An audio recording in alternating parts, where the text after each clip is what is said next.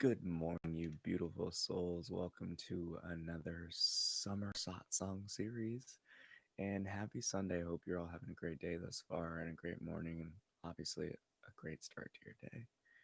Now, today's going to be a very opening, I guess you would say, an unfolding or a transcending type of meditation in order to provide you the space that you need to again continue our healing process from Wednesday to liberate yourself, to awaken to new things about you, about life, and ultimately so you can level up. Because there's nothing more important than during this time of transformation to heal, to really learn how to get your own energy back and to protect it. So I lovingly invite you into the space of the heart in order to heal, to awaken, to liberate yourself, and to grow. So, just to start our morning, we're going to take 3 deep breaths, just filling ourselves up with some gratitude. A nice inhale and a sigh of relief. Because we made it another day, baby. And one more deep breath in. Just being grateful for this moment and this opportunity that so many didn't get when they woke up. And again, one last deep breath, just being humble and accepting that this is a beautiful gift called life.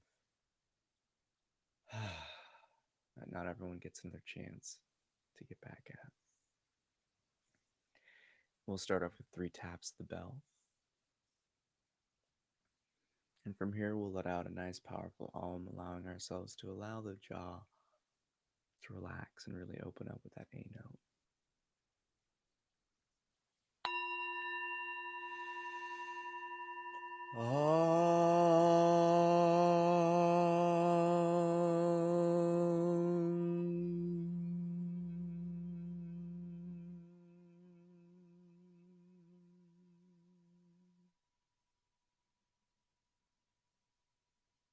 Allowing every physical sensation, emotion, and thought to simply drop away. As we bring our attention to the sound of our own voice,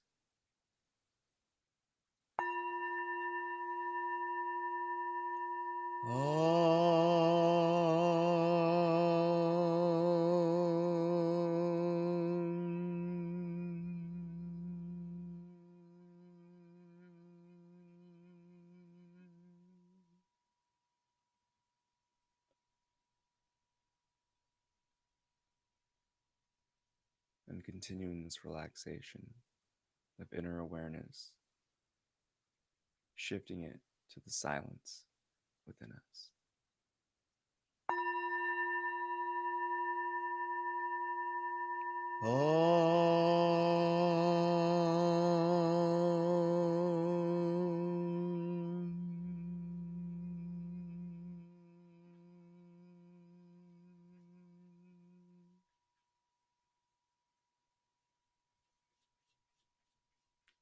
And as with everything, allowing ourselves to simply listen to the tap of the bell as it fades into silence.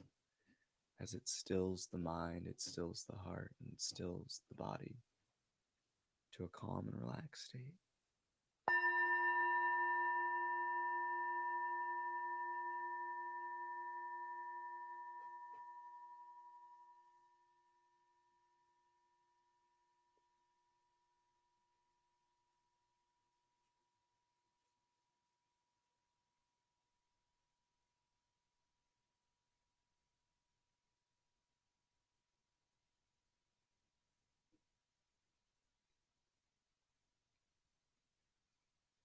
And it's here we begin our journey.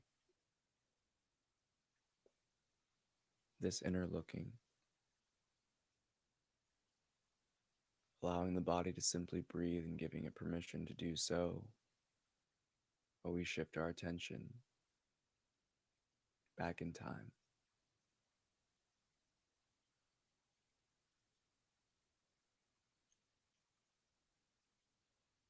Like a Rolodex, like looking through film,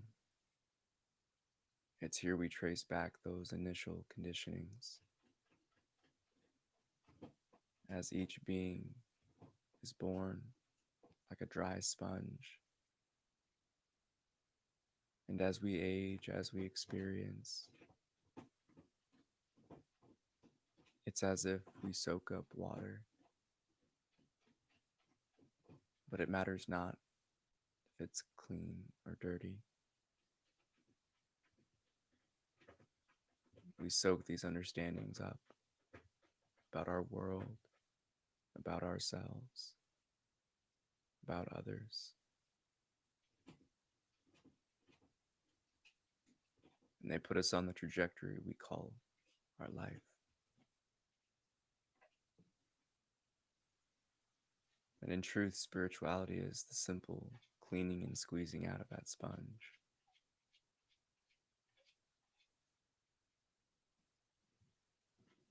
So from here, we allow ourselves to take a long and deep, loving breath from our chest, from that heart space. And although the belly expands, filling the lung with air, we direct that energy towards our center.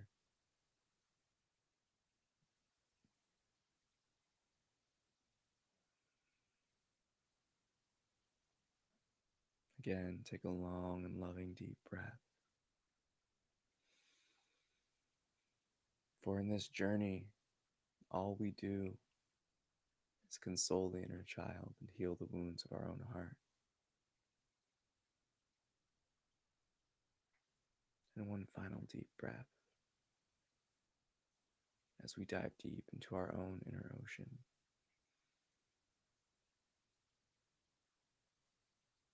And I lovingly invite you into the liberating sphere of healing.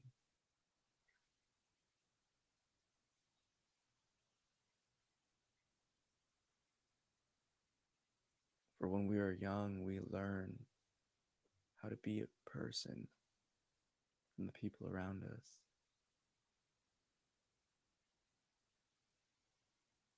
We take on their guidance, their actions, their expressions.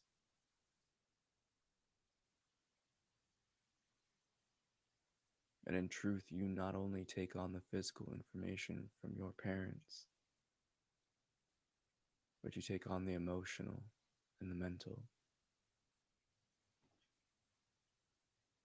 Patterns of expression, outlets, chatter of the mind.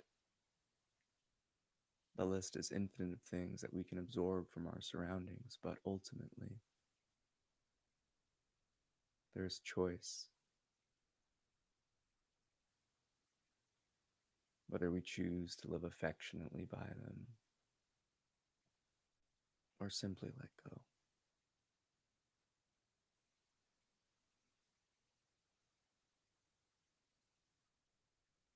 As a child, we don't know better, but as we age, we discern, we deduce, we awaken to the many things that resonate within our heart. And in this journey of self-healing and self-liberation, we must never forget the most important step: self-illumination. It is your own light of awareness, your own compassionate gaze inward that allows us to recognize the things we need to heal and move on and grow from. So what is it that holds you back the most from happiness? What is it within you that you may act upon, but you know in the depths of your heart isn't you? It doesn't ring true.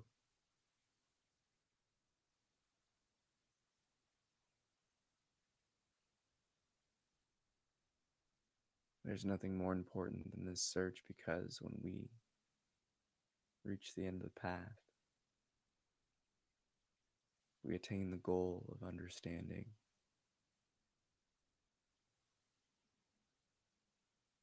But this road starts with one simple act: forgiving yourself.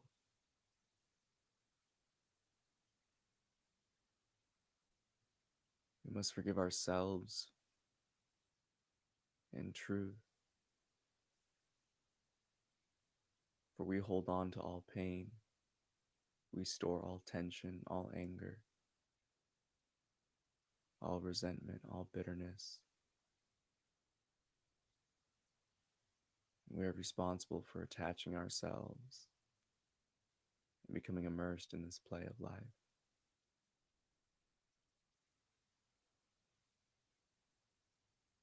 And in this forgiveness,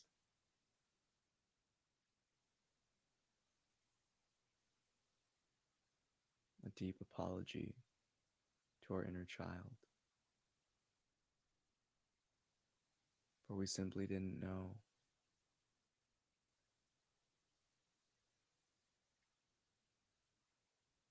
We are all children in this universe, seemingly growing old with age. But the outer does not represent the physical and inner states of the psyche, of the emotions, of the perspectives.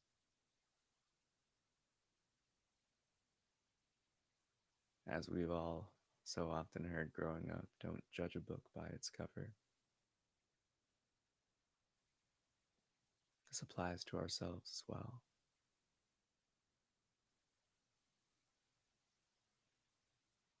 Take a loving, deep breath, allowing that universal energy to fill up each and every cell, every nook and cranny of the body. And tell yourself, I forgive myself. Whether it be audibly or silently within your heart. Again, take a loving and deep breath and repeat this claim of forgiveness. I forgive myself.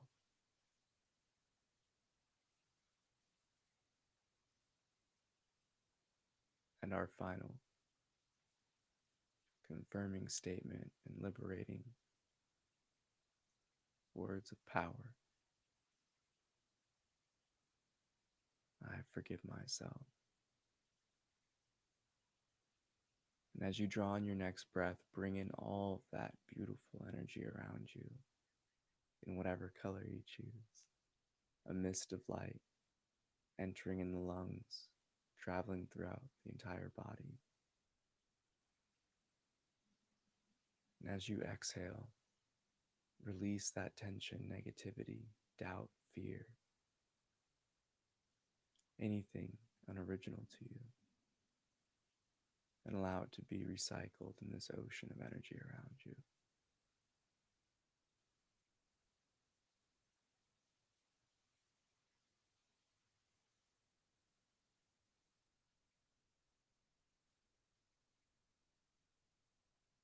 Now, the thing about forgiveness is we must now act. So continue to seek through your memories, look at those moments of pain and suffering, and heal, consciously knowing that each being that we experience in life is on this same journey, being born into a world in which we don't know, and learning from those around us, whether they be good or bad. Carrying on those weights, those tensions of past traumas and pains, and being deluded and blinded with the arrogance of successes.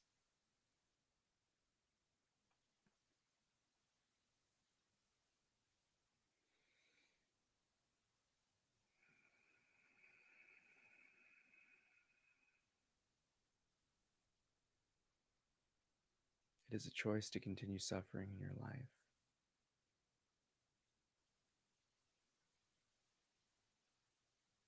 So liberate and heal.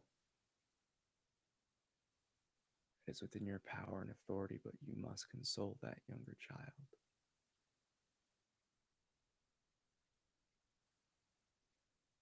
For our reactions, our perspectives start there.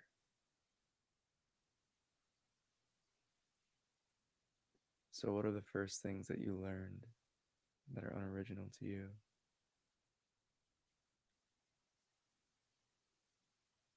How to express emotions? Or is it the thoughts you hear, like the radio, that sound so similar to those we grew up around?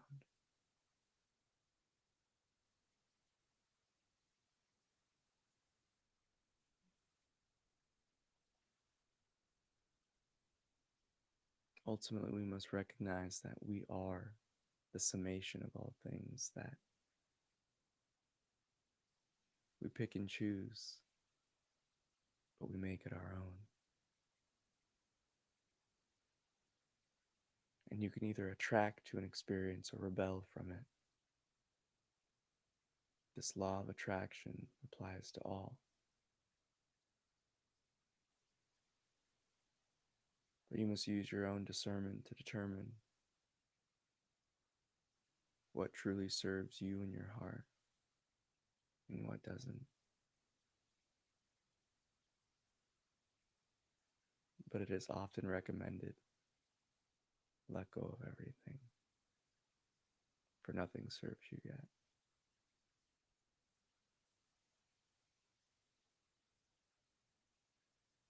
For in truth, if we have that doubt within ourselves, we put up our own walls, our own blockages and obstacles.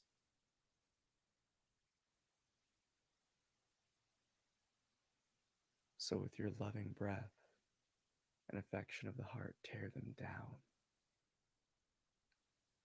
and allow yourself to express freely. Allow yourself to observe clearly and simply be that beautiful soul, shining star you always are and always shall be.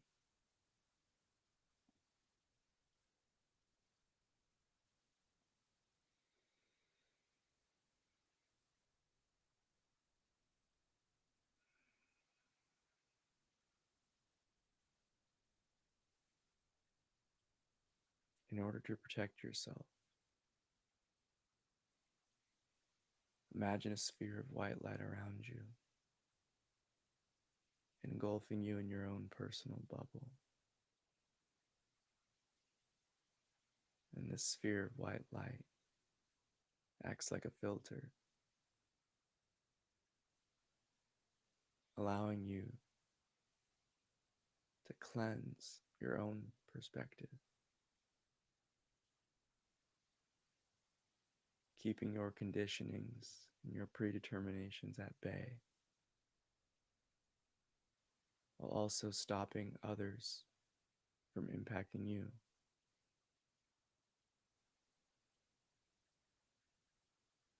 And it's here in your own personal womb you can continue your inner development, to observe life at a distance, yet feel the deep intimacy of it when you end this game of separation and isolation.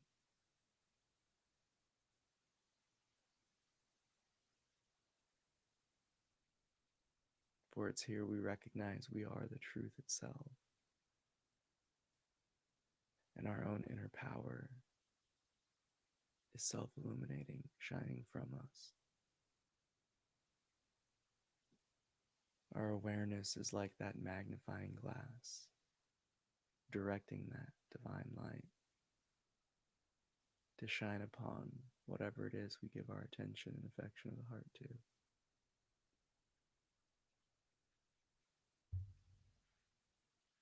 So what happens when we shine it inwards towards ourselves?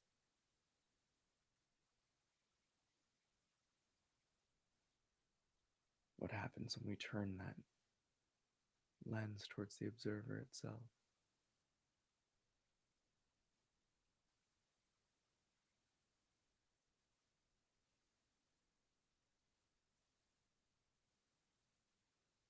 Do not waver in this search, for you hold the keys to your own inner kingdom.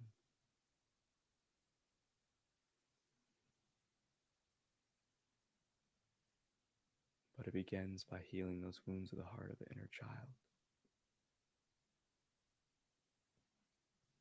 For when we are younger, we cannot handle such pains. So we either absorb them, subconsciously acting upon them, or we compartmentalize, setting that younger pain self aside to be tended to when we have ripened with age and wisdom.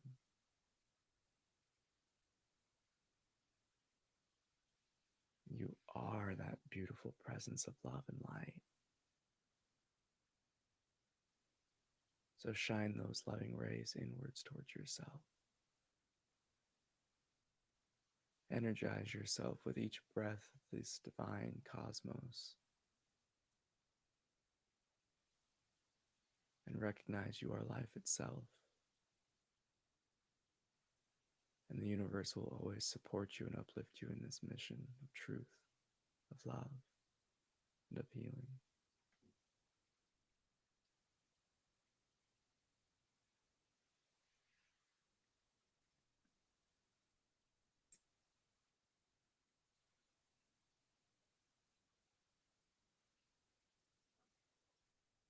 Take in one deep breath of that loving light. From here, we think of a white mist. And as that light enters our body,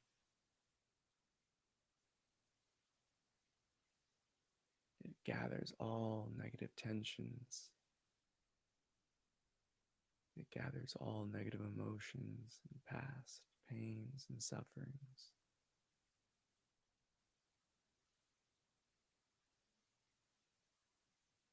And in our exhale, it releases them from our body, from our minds, from our hearts.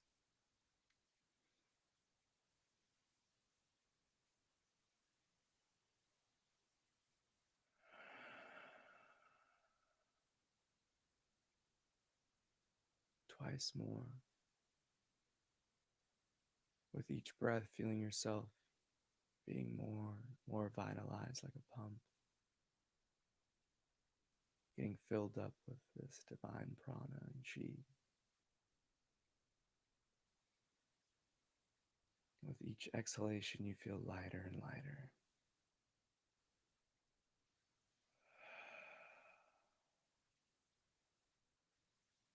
And our final breath.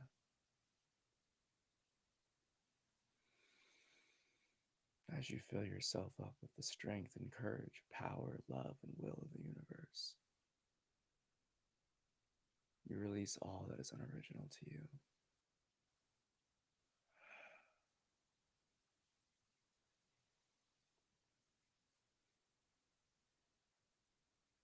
And with the tap of the bell, we allow ourselves to firmly root ourselves in these knowings by chanting out that divine Om.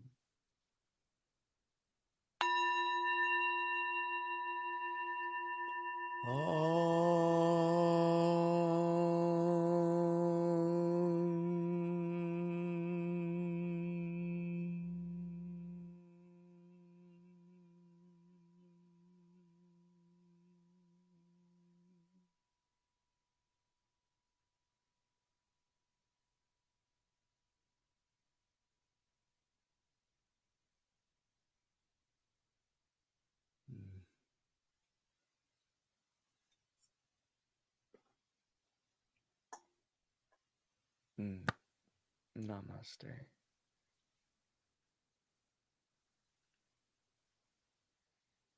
I bow to that divine As our guided meditation portion closes, open up the floor for questions. So if you have any, feel free to drop them in the comments. I have one from the Instagram story I posted last night. And so, those of you that aren't aware, I broke a 7-day water fast 2 days ago. And I always like to have a nice, like, hearty veggie soup, like a pho. And the question was, do you write these recipes down when you make them the first time, or do you go off the cuff? Yeah, I think that's what they're trying to say. Um, I wouldn't really say go off the cuff because I think that personalizes what I do too much. I go with the flow, yo. And I know it sounds really cheesy, but one of the things that arises when you really dive into these deeper waters of spirit is you really lose the personal sense. And it's not like a bad thing. Your me never changes. It simply transforms into something more pure. And I find that, years ago, like years, trying to think when am I? Probably almost like 5, 6 years ago, I had my like awakening of the mind, quote unquote. And after that, it's pretty much just been a dialing back. So, in my experience, I don't really have too many thoughts, to be honest with you. Um, it's like a radio, right? And I pretty much turn that switch off. The mind isn't really a necessary tool unless I'm trying to like problem solve something. Um, but in truth, live from here, live right from here, and I just don't question it. I don't resist it anymore. I just go with whatever the moment takes me. And because I'm always living in that remembrance and knowing that, the oneness, the source is the true power of all, and that, like you flow through source. Your existence stems from the creator, that source, that eternal presence. But it also lives itself through you. So it's this beautiful dance, and I really like to akin it to like a waterway. When you're a child, when you're in the zone, you have no resistance to that flow, to those moments we call now. You're just going, you're just being, and life is just moving around you as it, seemingly so, right? And the more you think, the more emotions, the more rumination, like physical tensions, you're confining that stream, and it's going to change the way that water pressure works, right? So I find that I'm really in my element when I'm just going. Now, does that mean I don't write it down after? No, I write it down after. Because if I didn't, I'd forget. That's just how it works. But when I'm in the moment, I allow myself to simply be here in the now. And that really has given me so much strength, so much power, and it's been able to really help me overcome a lot of things again. Like, we're all in development, yo. Like, just because I teach these things doesn't mean I don't recognize that I'm still on my own path of healing and growth. Um, it's just something that I know that when you live in that just effortless now, life opens up, like opportunities, inspirations, and most importantly, a lot of the spiritual path and development has to do with turning all the bodily feedback like nearly off, because it gets in the way of hearing your deeper intuition. And as I always recommend to my students, until you awaken from the mind, it's best if you don't trust it. It doesn't serve you yet. There's always going to be those aspects of conditioning that impact it. So start to, and what do I mean? I guess I should start cover off with what do I mean by awakening from the mind? You're the observer, and your thoughts, if you think about yourself kind of like, we'll do it like this. I like tools. So, you think about this hairband as your body. That little thing in the center is your consciousness, that I am. And all around in here in that body, you observe that inner space. You observe the emotions, the sensations, and the thoughts. That is your feedback to the body, feedback from the body. It's a two-way street. You will it to do things. That's how you learn how to walk and do all these other things. But it also influences you if you allow it. But this is largely what I mean by the rider and the horse. You have to recognize that everything is observed and given life through you. That stillness, that emptiness, that intangible presence within you. And if you give your authority and power to the body, it's going to just wrap its finger around you and start pulling at your heartstrings. And that's what really awakening from the mind is that you now have that distinction and separation. And you know that, oh, wow, all these thoughts are just kind of happening. They're like the clouds in the sky, and I'm the sky itself. And when that arises, a lot of it drops away because it's really just distraction games. Like everything in life is putting you in a place and position to liberate yourself, to awaken to these deeper truths. So your mind is like the ego, you could say, quote unquote. It's really just like the body's representation is the antagonist. And you can't have a good hero that is you without having a villain that kind of like instigates things, that kind of like tries to start chaos. So what you have to understand is when you awaken from it, when you start this path of inner healing, it becomes your best friend. And it helps you with the creative expression. It helps you by really just letting your heart take over. And your stumblings and fumblings in life only arise because, you're shifting your attention away from this moment called now. So, long drawn out answer to a food question, but it's pretty necessary to understand that, I do better with things like I co host a show and I do better just going off the cuff, or I guess in the flow. I'm using your terms now. I do better just going in the moment versus, all right, take two, take three, take four, take five. Because for me, it's just like most often than not, that first time it gets expressed is that most pure. So I hope that answered your question. I do write them down after. Um, and I will be coming out with more food related videos and content and just different exercise stuff as well. So be on the lookout. So I just wanted to say, may the fruit of knowledge offer a seed, and in that seed may your love, will, and intuition give life and nourishment. For a tree shall grow, and in its shade may you find peace, and offer peace to all who ask.